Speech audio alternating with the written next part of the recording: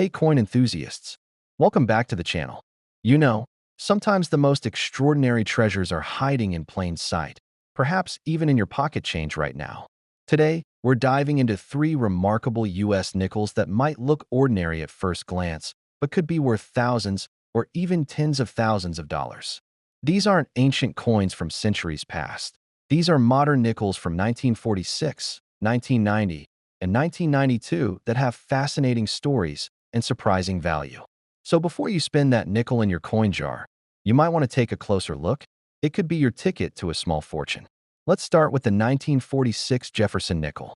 Now, at first glance, there's nothing particularly special about the 1946 nickel. The United States Mint produced over 160 million of them at the Philadelphia facility alone, with millions more at Denver and San Francisco. But sometimes, the extraordinary hides in what appears ordinary. What makes certain 1946 nickels so valuable isn't their age or mintage numbers. It's the fascinating era varieties and specific conditions that have coin collectors worldwide scrambling to find them. And trust me, the hunt is well worth it. The 1946 nickel represents an important transition in American history. World War II had just ended, and the nation was pivoting from wartime to peacetime production. During the war years from 1942 to 1945, Jefferson nickels were minted with a special silver alloy instead of the standard copper-nickel composition. This was done to conserve nickel for the war effort, as it was a critical metal for military production. The 1946 edition marked the return to the traditional copper-nickel composition, symbolizing America's shift back to normalcy. Now, here's where it gets really interesting. Among these millions of 1946 nickels, there exists an incredibly rare double-die obverse variety. Double die refers to an error in the minting process where the die used to strike the coin received multiple impressions at slightly different angles. This creates a noticeable doubling effect on certain features of the coin.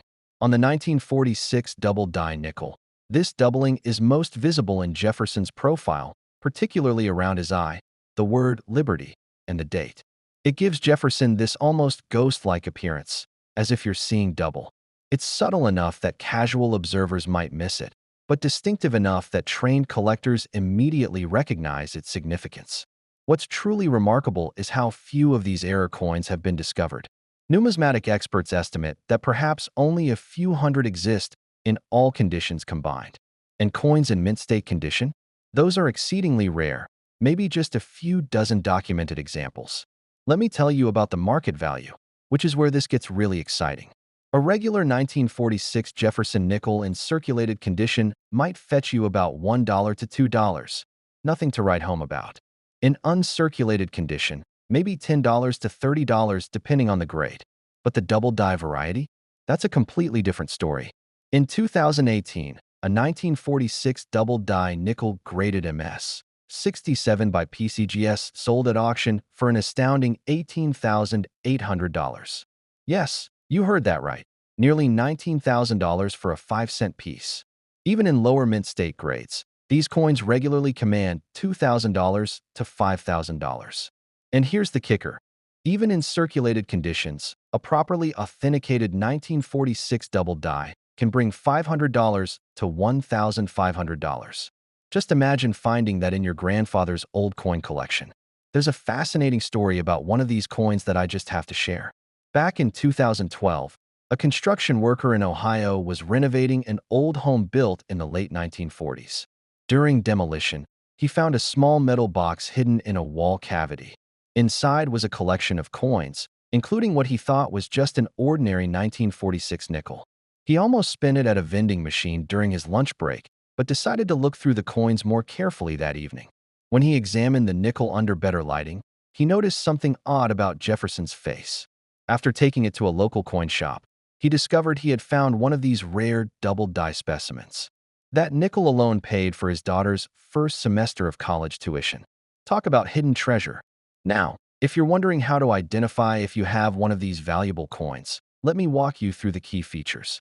First, obviously check the date. You're looking for 1946 with no mint mark, meaning it was struck in Philadelphia. Next, grab a magnifying glass or loupe with at least 5x magnification. Look closely at Jefferson's eye and the word liberty on the left side of the coin. On the double die variety, you'll see clear doubling in these areas, almost like a shadow or echo of the original design. The doubling on authentic specimens is consistent and follows a specific pattern. It's not just any doubling. It has a particular orientation and appearance that expert numismatists can verify. This is important because there are other types of doubling that can occur during the minting process that don't have the same value.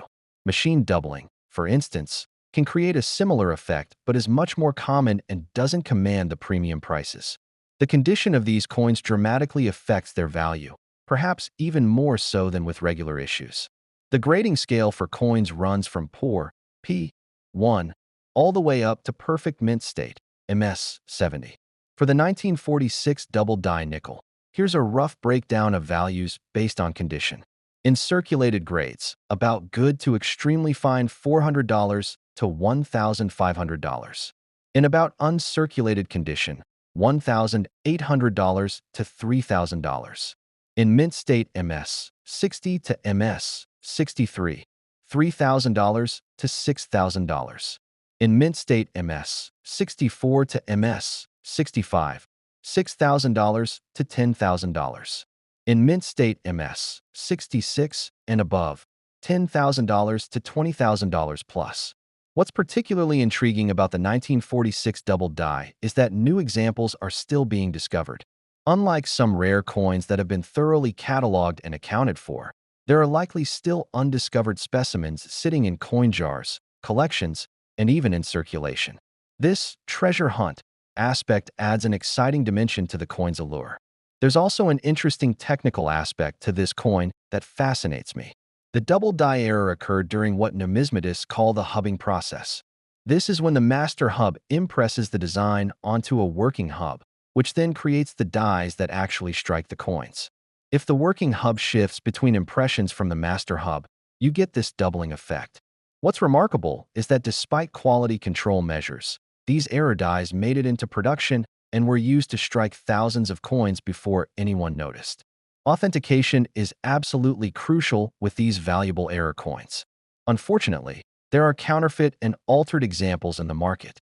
Any 1946 double die nickel worth purchasing should be authenticated and graded by one of the major third-party grading services like PCGS, Professional Coin Grading Service, or NGC, Numismatic Guarantee Corporation. These organizations encapsulate the coin in a tamper-evident holder with a unique serial number and grade, giving buyers confidence in what they're purchasing. Now, if you think you might have one of these rare nickels, I'd recommend first examining it carefully with a good magnifying glass. If you see promising signs of doubling, consider having it authenticated. Just be aware that the fee for authentication might be $30 to $100 depending on the service and declared value. A small price to pay if you found the real thing, but something to consider before sending in every 1946 nickel you find. One last fascinating tidbit about the 1946 nickel. It's a coin that represents both American art and history. The Jefferson nickel designed by Felix Schlag was still relatively new in 1946, having been introduced in 1938. It's a beautiful piece of numismatic art that captures the dignity of Jefferson's profile while maintaining the clean lines and somewhat Art Deco styling typical of American coins from this period. When you hold one of these coins, you're holding a piece of post-war American optimism, a small metal canvas that tells the story of a nation moving forward after global conflict. So next time you're going through old coins, or perhaps sorting through a relative's collection, pay special attention to those 1946 nickels. You never know, you might just be holding a 5-cent coin worth thousands of dollars. Now, let's move on to our second remarkable coin, the 1990 Jefferson nickel. You might be thinking, a coin from 1990? That's practically modern. And you'd be right. But don't let its relative youth fool you. The 1990 Jefferson nickel holds secrets that have made certain specimens worth thousands of times their face value. The 1990s were an interesting period for the U.S. Mint. Production was high, technology was improving, but quality control issues occasionally slipped through the cracks. The result? Some fascinating error coins that collectors treasure today. And the 1990 Jefferson nickel provides one of the most dramatic examples. What makes particular 1990 nickels so valuable is something truly spectacular: the elusive 80% off-center strike. Now, In normal coin production, a blank metal disc called a planchet is positioned between two dies that then strike the coin, imprinting the design on both sides simultaneously. But occasionally, something goes wrong. The planchet might not be properly centered when the dies come together. If it's slightly off-center, you might get a minor error with a small portion of the design missing and an irregular edge. But with the 1990 off-center nickel, we're talking about a dramatic misalignment.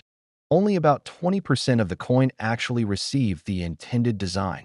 The result is a coin that looks almost surreal. Jefferson's profile might be intact, but most of the coin is blank, unstructured metal. The date is usually visible, which is crucial for authentication and value. But much of Monticello on the reverse side is completely missing. It's as if someone took a normal nickel and erased 80% of the design, leaving behind an artistic, asymmetrical piece of numismatic history. What makes these off-center errors particularly collectible is their visual drama. They're not subtle errors that require magnification to appreciate. They're immediately striking and unusual, even to the casual observer. You don't need to be a numismatist to recognize that something extraordinary happened during the minting process. In terms of rarity, these dramatic off-center 1990 nickels are exceedingly scarce. While the U.S. Mint produced well over 500 million nickels in 1990, the number of 80% off-center examples that escaped quality control and made it into circulation is estimated to be in the low hundreds, possibly even fewer. Most significant errors are caught during the minting process and destroyed, which makes those that survive all the more remarkable. The market values for these coins reflect their rarity and visual appeal. While a normal 1990 Jefferson nickel is worth exactly 5 cents in circulated condition and perhaps $1 or $2 uncirculated, the off-center varieties tell a completely different story. A 1990 Jefferson nickel with a 50 to 60% off-center strike might fetch $100 to $200. But the dramatic 80% off-center specimens? Those have sold for $1,000 to $3,000 in recent auctions, with particularly well-preserved examples commanding even higher prices. I remember a coin show in Chicago back in 2017 where a particularly dramatic 1990 off-center nickel was the star attraction at one dealer's booth. The coin showed just Jefferson's profile and the date, with nearly 85% of the planchet blank. It had been found by a bank teller in Michigan who noticed the strange coin in her cash drawer and set it aside out of curiosity. That curiosity paid off. The coin sold at the show for $2,750. Not bad for a 5-cent piece. There's a particularly fascinating aspect of these off-center strikes that adds to their collectability. Each one is unique. Unlike other error types that might be consistent across multiple coins, every off-center strike has its own personality. The exact positioning, the specific portion of the design that made it onto the planchet, the shape of the blank area. These factors combine to make each specimen one of a kind. It's like owning a unique piece of mint history, a moment when something went wonderfully wrong in the normally precise minting process. If you're looking to identify one of these valuable errors, here's what to watch for. First, check the date. You're looking for 1990, obviously. Next, observe how much of the design is missing. Remember, the more dramatic the off-center strike, generally the more valuable the coin. The most valuable examples will show only about 20% of the normal design, with the remaining 80% being blank, unstruck metal. Importantly, to have maximum value, the visible portion must include the complete date. If the date is partial or missing, the coin's value drops significantly as the year becomes uncertain. The mint mark, D for Denver or P for Philadelphia, also adds value if visible, though many off-center strikes miss this portion of the design. The condition of these error coins affects their value, though perhaps not as dramatically as with the 1946 double die we discussed earlier. Since the error itself is so visually dominant, even circulated examples command strong prices. Here's a general breakdown. Circulated condition with 70 to 80% off-center, $700 to $1,500. Uncirculated condition with 70 to 80% off-center, $1,500 to $3,000 plus. Specimens with 50 to 70% off-center, $200 to $700. Specimens with 30 to 50% off-center, $75 to $200. There's an interesting story about these off-center nickels that illustrates just how unpredictable coin collecting can be. In the early 2000s, a vending machine maintenance worker in Florida had the habit of checking the reject bin for interesting coins. One day, he found what he initially thought was a damaged or vandalized nickel. It looked like someone had filed off most of the coin. Upon closer inspection, he realized it was a mint error. Not knowing its potential value, he tossed it in a jar with other odd coins he'd found over the years. Fast forward to 2015, when he attended a local coin club meeting out of curiosity. The club had an error night, where members brought in their most interesting mint errors. When he casually produced his off-center 1990 nickel, the room fell silent. Several members immediately offered to buy it on the spot. After getting it properly authenticated, he sold it for over $2,000, all from a coin that had sat in a jar for more than a decade. From a technical perspective, understanding how these off-center strikes occur adds another layer of appreciation. The modern minting process is highly automated, with feeding mechanisms that position planchets between the dies. Occasionally, these mechanisms malfunction or a planchet might stick to another surface before being properly positioned. When the dies come together with the planchet drastically out of position, you get these dramatic off-center strikes. What's particularly interesting is that these errors required a series of quality control failures to reach circulation. Not only did the striking process go wrong, but the error wasn't caught during the various inspection points designed to prevent such coins from leaving the mint. This perfect storm of circumstances adds to the coin's mystique and collectability. For those who collect error coins, the 1990 off-center nickel represents something of a holy grail. It's dramatic, rare, and tells a compelling story about the minting process. And unlike some error types that require expertise to appreciate, these coins have an immediate visual impact that makes them appealing even to casual collectors or non-collectors. Authentication remains crucial, as with any valuable coin. Because off-center strikes can sometimes be confused with post-mint damage or alterations, having the coin verified by PCGS, NGC, or another reputable third-party grading service provides important assurance of authenticity. The 1990 off-center nickel also represents a fascinating pivot point in U.S. mint history. The early 1990s saw the mint transitioning to more modern equipment and processes, yet still experiencing some of the charming imperfections of earlier eras. Today's minting procedures have become so sophisticated that dramatic errors like 80% off-center strikes are increasingly rare, making these 1990 examples even more significant as time passes. There's a certain poetry to these off-center nickels. They remind us that sometimes the most valuable things come from mistakes, from moments when the usual precision gives way to beautiful accidents. In our increasingly digital world, these physical artifacts of human error have a special resonance. They're tangible reminders that perfection isn't always what creates value. Sometimes, it's the fascinating deviations from perfection that capture our imagination and become truly precious. And now we come to our third remarkable coin, the 1992 Jefferson nickel. This one might be the most exciting of all, because it combines extreme rarity with a fascinating minting story that coin historians still debate today. The 1992 nickel appears unassuming at first glance, part of the long-running Jefferson design that had been in production since 1938. But among the hundreds of millions of nickels produced that year lurks an extremely rare variety that has the coin-collecting world absolutely buzzing. The elusive 1992 P-AM reverse. To understand what makes this coin special, we need to look at a tiny detail on the reverse side, specifically the letters A and M in America. On standard Jefferson nickels from this period, there's a small but noticeable space between these two letters. But on the rare 1992 P-AM variety, these letters almost touch. It's a minute difference that you might need a magnifying glass to appreciate. But in the world of numismatics, these small details can translate to enormous value. The story behind this variety is what makes it particularly fascinating. The AM design wasn't supposed to appear on any 1992 nickels at all. This design variant was actually created for use on proof coins starting in 1993 and then on regular circulation nickels from 2000 onward. Somehow, and this is where the mystery deepens, A reverse die with this not yet implemented close AM design was accidentally used to strike a small number of 1992 nickels at the Philadelphia Mint. In essence, these coins feature a design element from the future that wasn't supposed to exist yet. They're an anachronism, a numismatic anomaly that shouldn't exist according to the Mint's own production plans.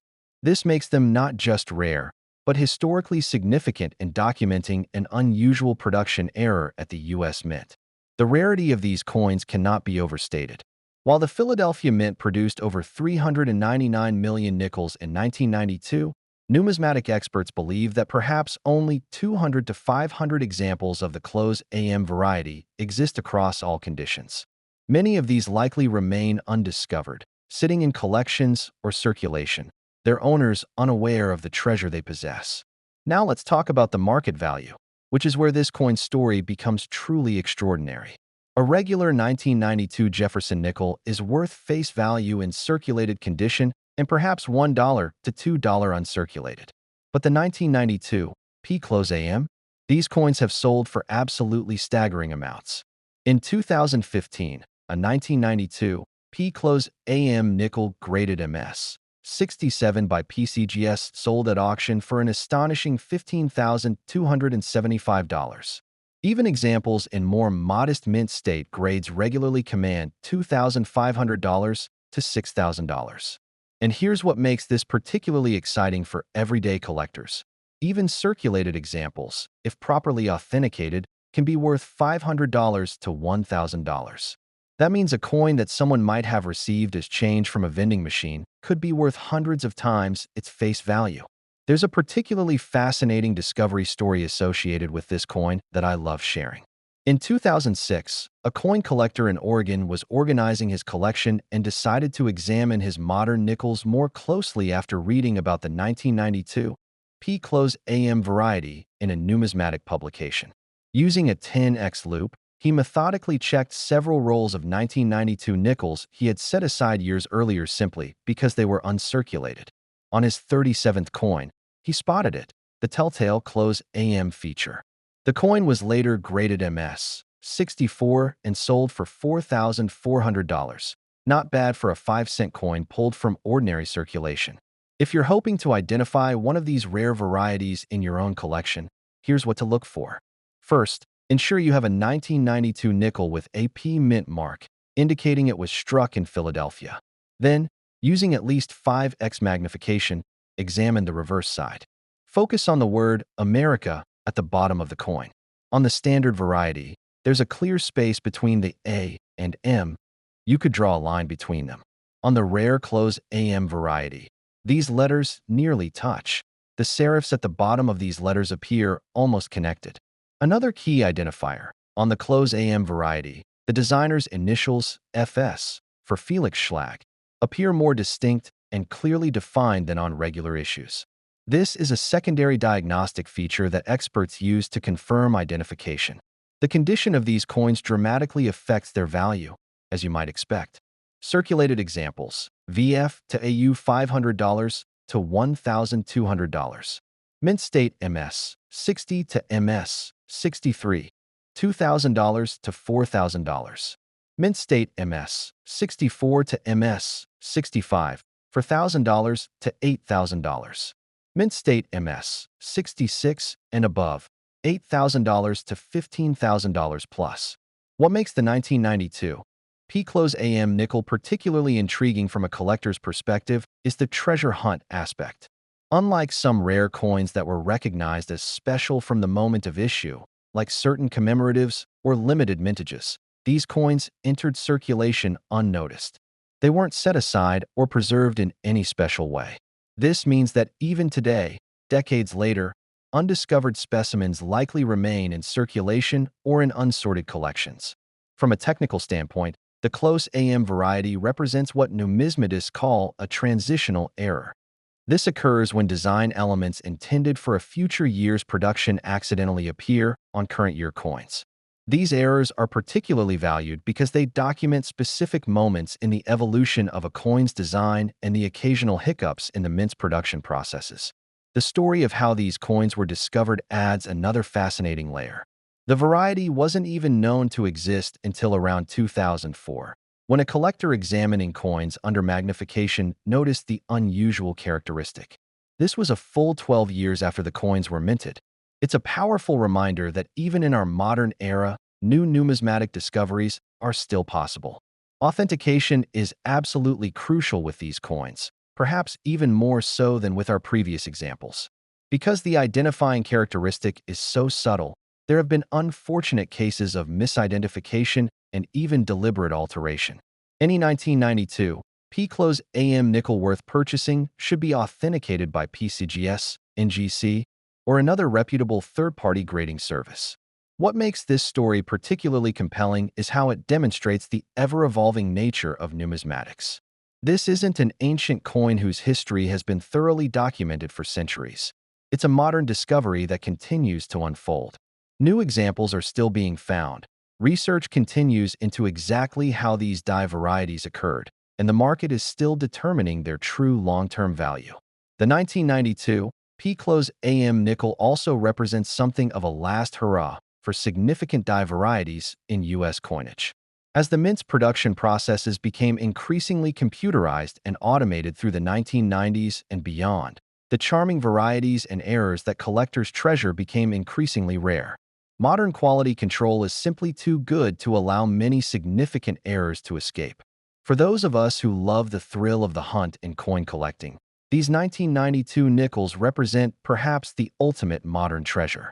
They're recent enough that examples could still turn up in everyday transactions, yet rare enough that finding one would be a truly momentous occasion for any collector. So there you have it, 3 ordinary-looking nickels with extraordinary stories and values. The 1946 double die with its ghostly double image of Jefferson, the dramatically off-center 1990 nickel that turns minting mistakes into art, and the anachronistic 1992 P-close AM with its design from the future. What ties these coins together beyond their denomination is how they remind us that value in numismatics isn't always about age or obvious precious metal content. Sometimes, it's the small details, the fascinating errors, and the historical oddities that transform a common 5-cent piece into a 5-figure treasure. Before we wrap up, I want to encourage you to take a closer look at the change in your pocket or the coins in your collection. The next great numismatic discovery might be hiding in plain sight, waiting for an observant collector to recognize its significance. After all, every valuable coin we've discussed today was, at one point, just another nickel in circulation, until someone looked closer and saw something extraordinary. Thanks for joining me on this journey through these remarkable modern rarities. If you've enjoyed this deep dive into valuable Jefferson nickels, be sure to hit subscribe for more numismatic adventures. Until next time, happy collecting, and don't forget to check those coin jars.